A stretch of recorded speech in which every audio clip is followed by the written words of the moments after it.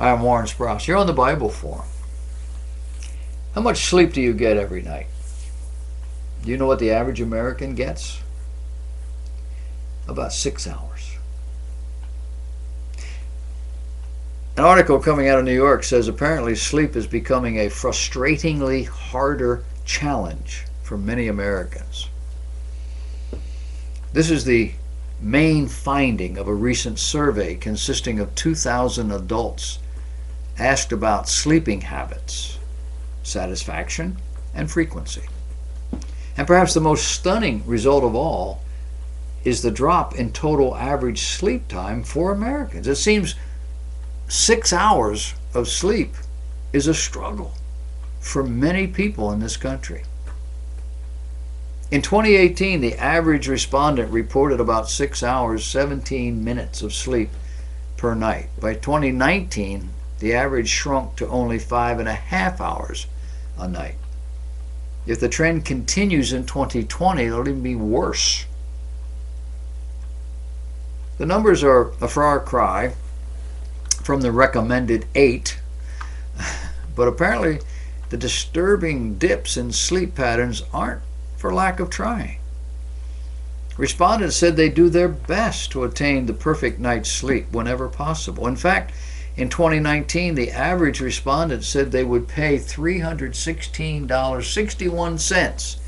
I don't know how they come up with this, for just one night of perfect sleep.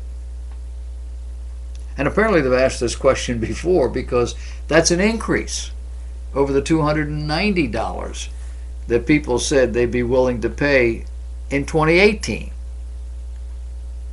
Again, I have no idea where they get these numbers.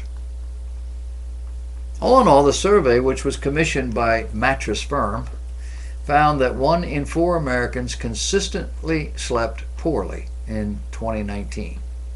Additionally, respondents had an average of 105 terrible nights of sleep last year. Only 99 terrible nights the year before, 2018. Now, if you keep these numbers in mind, it makes sense that Americans took more naps last year, averaging 115 afternoon snoozes in comparison to the 93 in 2018. Of course, many of those naps never actually got started. Respondents reported roughly 102 failed naps in 2019. But the question I have is, can you trust a sleep study conducted by a mattress company? How much sleep do you get? You were told 8 hours. A healthy body needs 8 hours sleep. Why are we not sleeping? Here's one reason. Our young people take these to bed. They don't go right to sleep. They got to talk to people. Sometimes they don't even know who they are. And they stick them under their cover. What do you do with your cell phone when you go to bed at night? I turn mine off. Sometimes I forget to turn it back on in the morning. Well, I don't go to work. I don't have a business. Nobody cares what I have to say anymore. I don't have a job. But I do turn it on. Sometimes I'll turn it on till 1 o'clock in the afternoon. And I've got texts, I've got calls. People call me, By and large, they don't have a lot of critical things they have to say. They just want to touch base. Or they've got a question about something. And I appreciate that. But our young people are tuned in. And that doesn't include cable TV.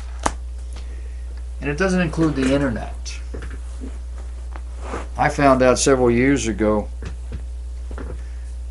when I retired and was on a limited income, fixed income, that there were things in life I didn't need. One of them was cable TV. And I learned that I could put my computer up on my television.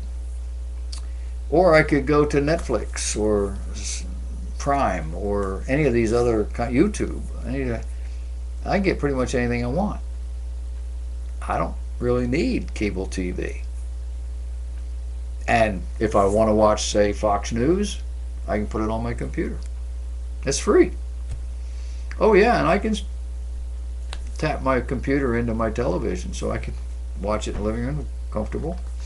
There's a lot of options today, but it's all technology that's just putting in, keeping your mind going, keeping it going. We're we're a tired society. Is that why so many accidents? Is that why there's so many shootings? Is that why there's so many drug addictions? Is that why the society is becoming more dangerous? I think it's a factor. Turn it off. If I had children, their phones would go in a basket when they walked in the door. But you not that disciplined or not that hard. This kid's got nothing that's important coming through those phones. Well, I got to keep in touch. No, you don't.